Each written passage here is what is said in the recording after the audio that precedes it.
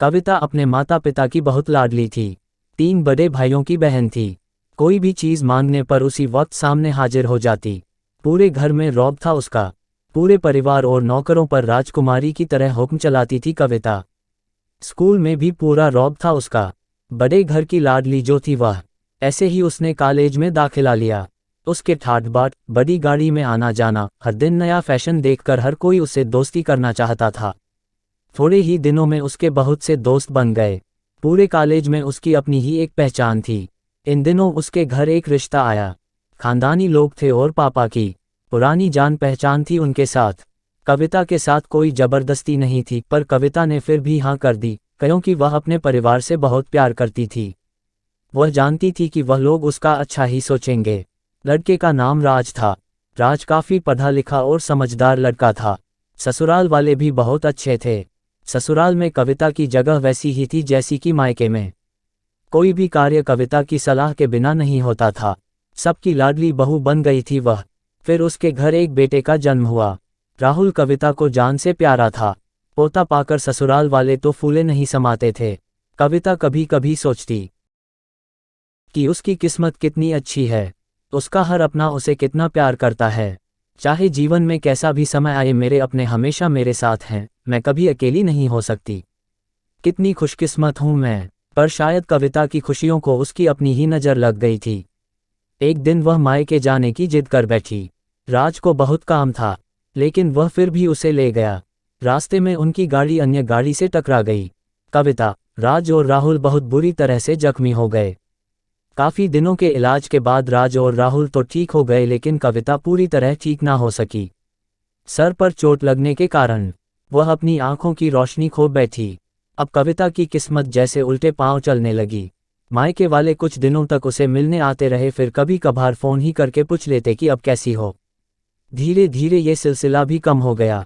ससुराल वालों की सहानुभूति भी कम होने लगी।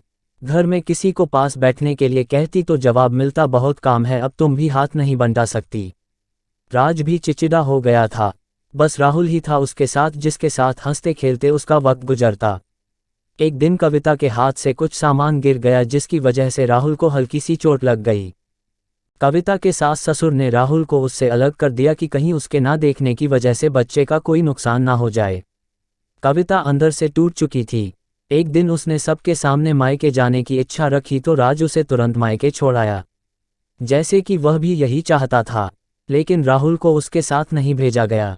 कविता कभी राहुल से दूर नहीं रही थी, पर अपनी कमी के कारण उसने ज़्यादा बहस नहीं की। कविता को लगा कि वह 3-4 दिन वहां रहेगी तो थोड़ा हवा पानी बदल जाएगा, क्योंकि वह कितने दिनों से कहीं भी बाहर नहीं गई थी।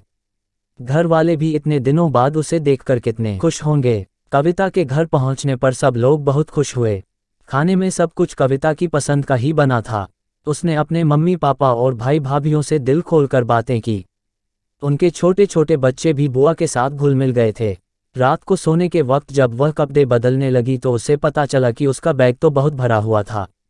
वह सब समझ गई। वह बहुत उदास हो गई। कुछ दिनों तक तो सब ठीक रहा, फिर जैसे सब बदलने लगा। सबका व्यवहार बदल रहा था। वह लोग जैसे थक चुके थे उससे।